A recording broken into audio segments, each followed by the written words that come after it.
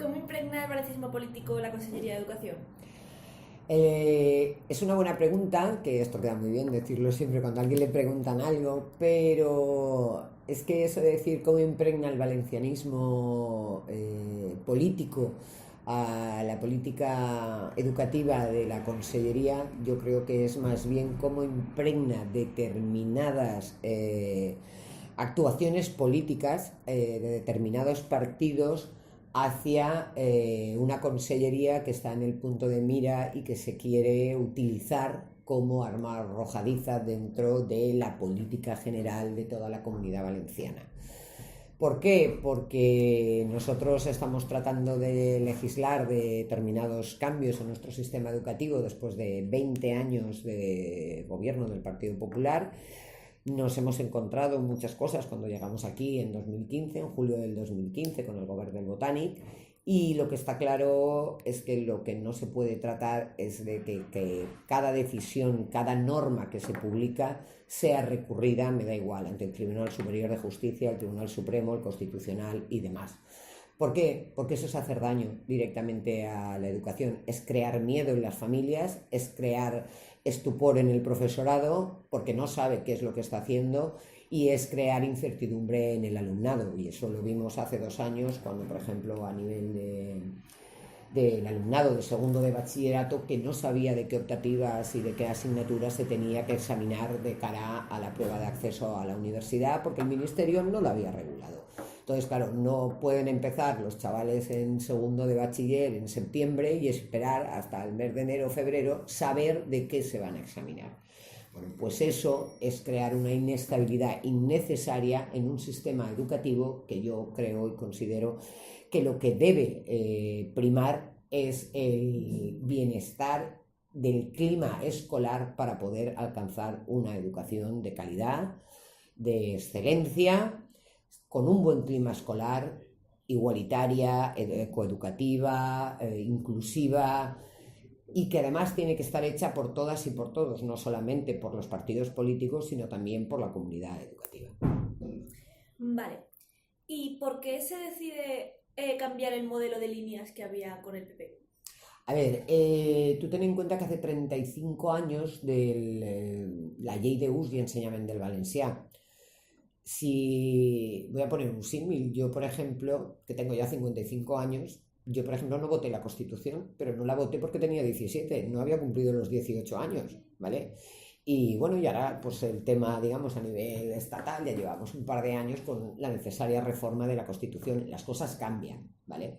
Y en estos 35 años yo creo que el pueblo valenciano, los ciudadanos y las ciudadanas valencianas, yo también lo he notado, ¿vale? En mi época no se estudiaba valenciano en los centros educativos, además digamos que había una cierta percepción en Valencia Capital hacia la gente que hablaba en valenciano con un, bueno, pues digamos, con ciertos términos no adecuados, ¿no? Bueno, pues eso ha ido cambiando y hemos visto que las realidades han hecho que el valenciano vuelva a resurgir. ¿Y eso por qué resurge? Pues resurge porque empieza a establecerse el tema de la formación del profesorado en la lengua cooficial, que no lo tenemos que olvidar nunca, que es una lengua cooficial, no estamos hablando ni de ruso, ni de chino, ni de japonés, sino el valenciano y el castellano son lenguas cooficiales. Entonces deberían de tener y se deberían de poder usar de la misma forma. Y para eso necesitamos que el alumnado, cuando acabe de estudiar, sepa lo mismo en castellano, sepa defenderse en castellano y en valenciano, tanto oralmente como gramaticalmente. Muy bien, pues entonces hay un modelo cuando empieza la Llei d'Ús y enseñamiento en valencià, el PIB, el PIB y el PEB, ¿vale? Luego el Partido Popular, bueno, pues cambia las líneas, digamos, dándole más peso al castellano que al valenciano, tratando de minorizar más a la lengua que era minorizada en ese momento y sigue siendo lo que es el valenciano. Y nosotros, pues lo que pretendemos, como luego ya pues empezó todo el tema del plurilingüismo, con el señor Fondemora, cuando también se inventó lo del chino y demás en cuarto de la ESO, pues entonces nosotros sí que es verdad que detectamos que nuestro alumnado no tenía un buen nivel de inglés y no tiene sentido que un alumno esté estudiando o alumna esté estudiando desde hasta ahora, ¿vale? Desde tercero de primaria esté estudiando inglés hasta que acaba la educación secundaria obligatoria, hasta los 16 años que esté estudiando inglés, 13 años, y que al acabar no tenga una mínima competencia oral, si es escrita evidentemente mucho mejor, pero sobre todo oral, por aquello de la vergüenza, que no me atrevo, el acento, salvo determinados alumnos o alumnas que sus padres tienen un poder adquisitivo determinado y los pueden enviar en un mes de julio, un mes de agosto, a Irlanda, a Estados Unidos o donde sea.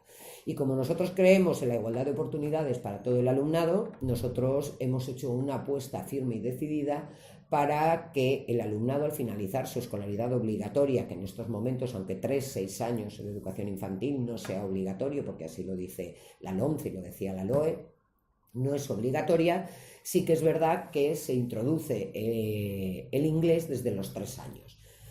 Y se introduce en una proporción. ¿Por qué? Porque la consideramos más justa. Esto no es un término de tantos por cien. Había una propuesta de Ciudadanos, ¿vale?, en la cual decía que el 33, 33, 33, o sea, 33% en valenciano, 33% en castellano y 33% del currículum en inglés. No se trata de proporciones de cuánto tiempo, sino de que cada realidad de cada centro educativo, los padres, los profesores y los docentes decidan qué modelo lingüístico es el mejor para su alumnado, porque no es lo mismo el alumnado, me da igual, y voy a poner un ejemplo, en Paiporta, de un centro que del centro que está a la otra esquina del pueblo. No es la misma realidad. Si dentro de eso tenemos en cuenta que la diversidad, me da igual, por el tema de la inmigración, de problemas de natalidad, por alumnado al que se le detecta más necesidades educativas especiales, todos estos temas, quiero decir, es lo que configura lo que nosotros llamamos el grupo clase. Ese grupo clase es evidente diverso. Esa diversidad para nosotros enriquece, pero esa diversidad tiene que ser tratada de una manera diferente a cada uno. Yo no puedo entender, por ejemplo, que alguien de audición y lenguaje, para mí, es un ejemplo personal, pues bueno, tenga necesidad de tener ¿cómo se llama?, el inglés. Que, por ejemplo, quiero decir que un maestro o maestra, quiero decir, pues bueno, tenga que tener una competencia en inglés, me da igual un título, un B2, que un C1 o un C2. ¿Por qué? Porque una maestra o un maestro de audición y lenguaje lo que está intentando es enseñarle a pronunciar determinadas letras a un alumno, ¿vale? Entonces, pues no tiene sentido que se las diga en inglés o que se las diga en valenciano o que se las diga en castellano. O sea, es que da igual el idioma. Entonces, por eso quiero decir, es esta nueva ley de plurilingüismo e interculturalidad. ¿Por qué? Porque es la realidad de nuestros centros educativos. Entonces, creo que, a ver, yo cuando me enteré que en Rojales pues tenían alumnado de 46 nacionalidades, pues en fin, ¿de qué estamos hablando? Tienen que saber valenciano, por supuesto, estamos en la Comunidad Valenciana. ¿Van a utilizarlo en su vida? No lo sé. Yo no sé cada uno de esos alumnos qué es lo que quiere ser el día de mañana. Pero si quiero acceder a un puesto en la administración pública, si quiero ser docente en la Comunidad Valenciana o en Baleares o en Cataluña, a mí ese certificado que cuando yo acabe mi escolaridad y vaya a presentarme, pues ya lo tengo. Quiero decir, nada es malo mientras sirva para aprender. Aparte que todos los estudios demuestren que cuando se aprende una lengua, si aprendes otra y otra, pues te permite aprender más lenguas. Yo eso lo he comprobado, quiero decir, no tengo hijos, tengo sobrinos, pero lo he comprobado con mis sobrinos. O sea, que sepan 4 idiomas a mí me parece fantástico. ¿Pero por qué? Porque tenían una base de saber 2, valenciano y castellano. Y ya está. Y luego que utilicen el que quieran y el que necesiten para su trabajo. Entonces, ¿creéis que es necesario, frente a cómo estaba la enseñanza del valenciano antes, implementarla en las aulas? Implementarla, pero como la vamos a implementar nosotros ahora. Mira, te voy a contar y claro, yo soy maestra y soy maestra de educación física. Ahora estoy en la administración, pero soy maestra de educación física. Yo te puedo decir que yo cuando estaba dando clases era muy curioso porque cuando antes existía la línea en castellano y la línea en valenciano, qué casualidad que la línea en valenciano tenía 15, 16, 17 alumnos, ¿vale? La línea en castellano estaba a tope de matrícula. Cuando se hacía cualquier actividad en el centro, alguna extraescolar, o se hacía cualquier viaje, o se hacía cualquier historia, todos los alumnos de la línea en valenciano iban, los alumnos de la línea en castellano, no. Eso no es equidad, eso no es igualdad de oportunidades para todos. ¿Por qué? Porque en la línea en valenciano, digamos que iban el alumnado de familias pues con un nivel cultural medio alto y con un poder adquisitivo medio alto, mientras que en la línea en castellano, digamos que iban los que no lo eran.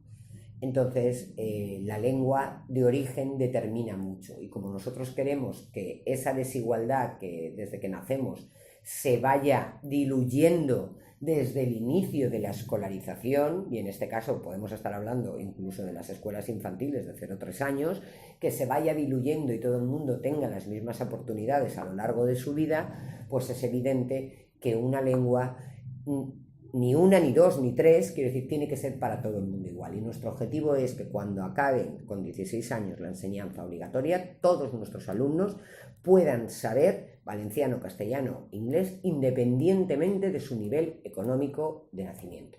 Porque no puede ser que porque una persona, me da igual, haya tenido una incorporación tardía al sistema educativo, porque viene de otro país, porque lo que sea, nosotros lo que hemos hecho con esta ley, además, es apoyar y apostar por una serie de programas de refuerzo para aquel alumnado que tiene esa incorporación tardía a nuestro sistema educativo. Y bueno, yo creo, es evidente que esto no va a dar frutos de hoy para mañana, lo mismo que los medios de comunicación también tienen que hacer su papel, pero digo con televisión, o como puedo decir radio, o como puedo decir prensa, o como puedo decir lectura.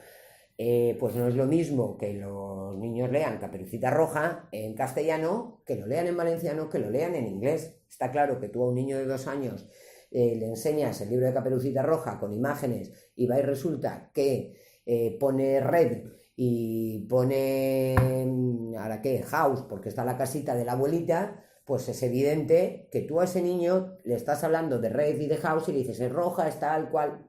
Todo eso se va interiorizando. El cerebro de un niño es elástico, va absorbiendo, es una esponjita, y bueno, pues todo lo que le vaya entrando, eso realmente es lo que le va quedando. ¿Cuáles son las claves del nuevo modelo plurilingüe del que al final se ha aprobado? Pues las claves del nuevo modelo plurilingüe, que ya lo han determinado cada uno de los centros educativos con su PLC, que es el programa lingüístico de centro. Somos muy dados, creo que toda la sociedad y cada vez más, a utilizar siglas. Ese PLC lo han decidido en cada comunidad educativa, entre el consejo escolar y el claustro. ¿Qué se supone? Y se puede pensar, ¿es que a los padres no se nos ha preguntado? Sí, porque los padres tienen una representación en el consejo escolar que obviamente han consultado con los padres del centro. Y ellos son los que han determinado. La verdad es que los números nos dicen que un tanto por cien muy pequeñito lo va a determinar, porque lo dice la ley, lo va a determinar la consellería directamente, teniendo en cuenta pues el entorno sociocultural de la zona donde está ubicado el centro, porque no ha habido un acuerdo entre la comunidad educativa, y lo vamos a determinar nosotros. No imponer, determinar, porque eso además sí que se verá. Si al año siguiente no ha funcionado, pues es así. Y sí que es cierto que la mayoría de los centros, han optado sobre todo por más inglés, por dar más inglés. En las zonas castellanoparlantes, pues por dar más castellano, pero también es cierto que hay excepciones, y en zonas castellanoparlantes como en la Vega Baja nos encontramos poblaciones en las cuales han pedido más valenciano, quiero decir, con más horas de valenciano. Y nos hemos atenido directamente a las sentencias que el Tribunal Supremo dictaminó en su momento para Cataluña, exigiéndoles que en su programa lingüístico hubiera un 25% como mínimo. Dijo un tanto por cien razonable, y ese razonable lo interpretó el Tribunal Supremo, lo interpretó como un 25%. Por eso nosotros en nuestra ley pone como mínimo un 25% en castellano, un 25% en valenciano, y entre un 13 y un 15% en inglés. Y luego a partir de ahí, quiero decir, cada centro, cada comunidad educativa, pues establecía el número de horas que se daban en cada una de las lenguas.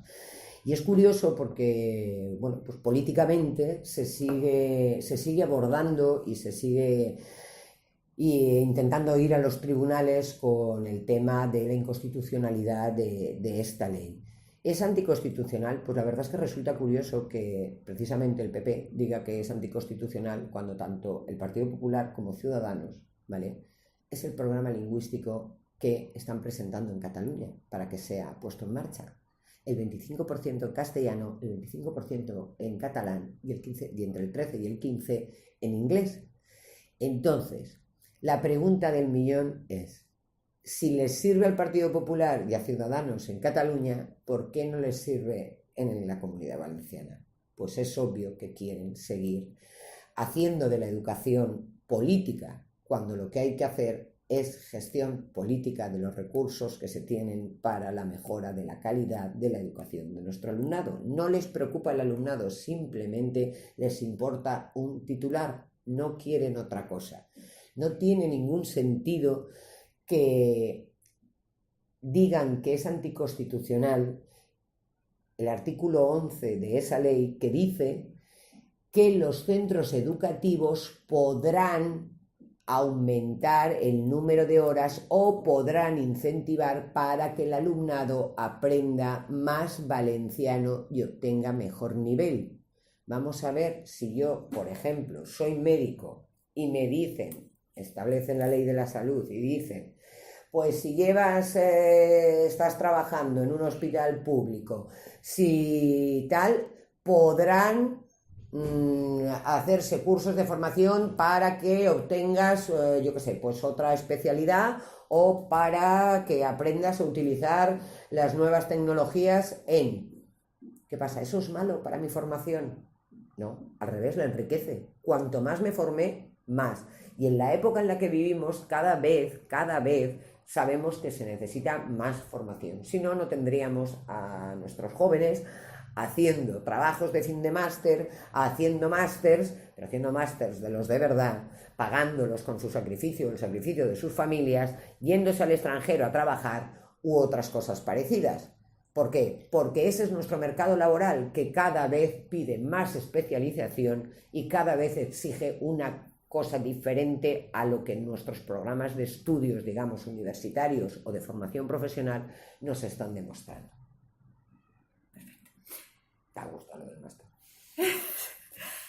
¿Y creéis que se ha criticado intentando polemizar los decretos del plurilingüismo como estrategia electoral para intentar? Por supuesto, por supuesto. O sea, no solamente eso, sino ayer, por ejemplo, tuvimos una manifestación, quiero decir, el 8 de mayo, en defensa de del enseñament públic, ¿vale? De la plataforma en defensa del enseñament públic, y el PSPB estuvo allí como representante y estuve yo. Y la apoyamos porque además era contra la LOMCE, que creo que ha sido la única ley que ha conseguido poner a todos los colectivos de la comunidad educativa en contra de una ley, pero que incluso a los propios parlamentarios o los propios militantes del Partido Popular están en contra de ella. Lo que pasa es que eso obviamente no lo dirán públicamente. Pero sí que es verdad que se está utilizando, y lo comentaba con una persona de un sindicato y le decía... Es que, si te acuerdas, empezamos con el tema de los conciertos educativos, ¿vale? Claro, se suponía que nosotros íbamos a quitarle los conciertos educativos a todos los centros del país valenciano que lo tenían, todos los centros concertados. Como no fue verdad, vale, hicieron la manifestación, salió mucha gente a la calle, les metieron el miedo en el cuerpo a tope, y no ha sido verdad. Luego fuimos con el tema de la lengua, con el decreto que está derogado, y si está derogado, quiero decir, porque ya tenemos una ley, pues da igual que el tribunal diga lo que diga porque está derogado.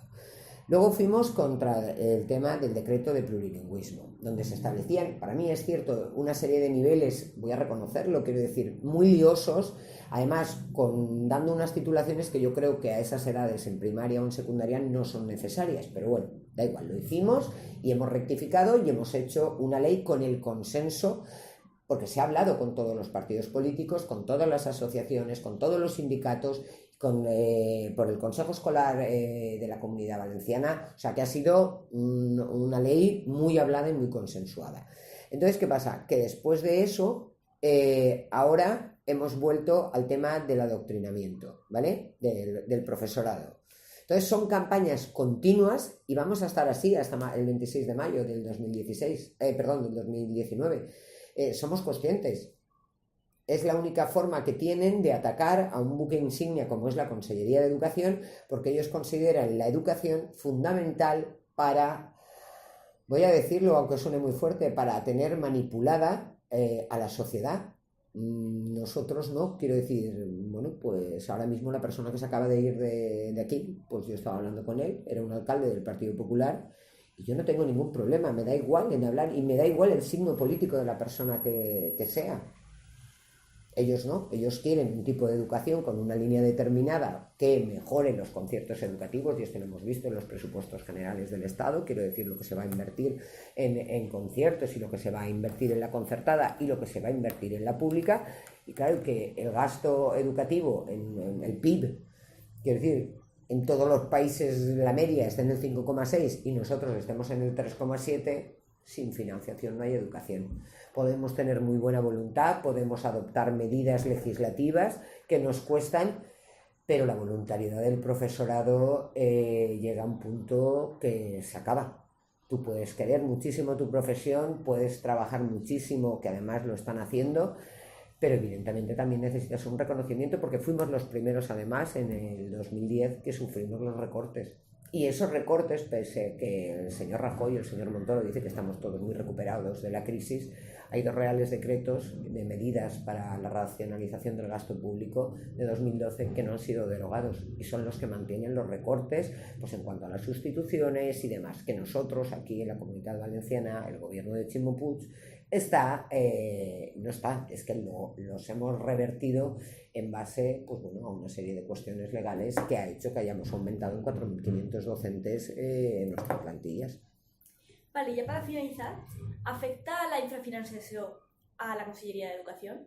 Por supuestísimo. Tú ten en cuenta que nosotros hemos ido aumentando, desde que está el gobierno del Botanic, bueno, aparte que cuando llegamos ya no había presupuesto para nada, simplemente ni para pagar los gastos de funcionamiento de los centros, porque se lo habían liquidado todo, pero es evidente, quiero decir, no solamente afecta a la Consellería de Educación, afecta a todas las consellerías. Nosotros tenemos un presupuesto de 4.500 euros, pero, 4.500 millones de euros, pero sí que es cierto que esto es educación, investigación, cultura y deporte.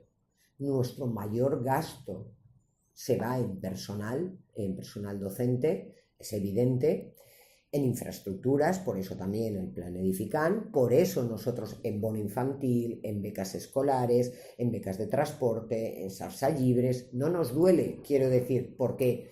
Porque son medidas que benefician al conjunto de los 700.000 estudiantes de pública no universitaria que tenemos. Es lo mismo que frente al recorte de becas impuesto por la LOMCE y por el señor Wert, que subir la nota de corte, aumentar el tema de créditos. Somos la única comunidad autónoma que hemos puesto en marcha 6 medidas, 6 tipos de becas diferentes, incluida una beca salario de 1.000 euros mensuales, pero es que además hemos congelado las tasas. El primer año, este año lo hemos rebajado un 7% y el curso siguiente van a ser un 8%. Entonces es evidente que si tuviéramos más dinero, por favor, por supuestísimo, quiero decir, podríamos hacer más desdobles, podríamos hacer esos programas, quiero decir, que ahora llevan a los directores o directoras de nuestros centros educativos, que, bueno, pues en esta serie de medidas que hemos anunciado de cambios y tal en los centros educativos, pues bueno, se podrían hacer una atención mucho más individualizada. ¿Por qué? Porque tendríamos más dotación de recursos humanos. Y claro que necesitamos profesores y necesitamos docentes en la Comunidad Valenciana, y por eso hacemos unas convocatorias de oposiciones de 13.000 plazas en 4 años. ¿Por qué? Porque necesitamos docentes en nuestros centros. A mí me da mucha rabia que se vayan a Cataluña o que se vayan a trabajar media jornada o un cuarto de jornada. Quédate aquí, que aquí puedes trabajar. De aquí no sobra nadie del sistema educativo. Y lo digo también por el tema de los interinos. Un interino siempre va a tener trabajo. Evidentemente no va a tener una vacante para todo el año, todo el mundo, pero va a tener trabajo. Entonces, la educación, o me da igual, de primaria o de secundaria o de FP, ¿Tiene futuro en nuestra comunidad? Por supuesto, porque este gobierno y este gobierno del Botànic y este gobierno de Ximo Puig apuesta por la educación, se lo cree, lo practica y lo pone en marcha. Y además todas aquellas medidas que beneficien socialmente al conjunto de la comunidad educativa.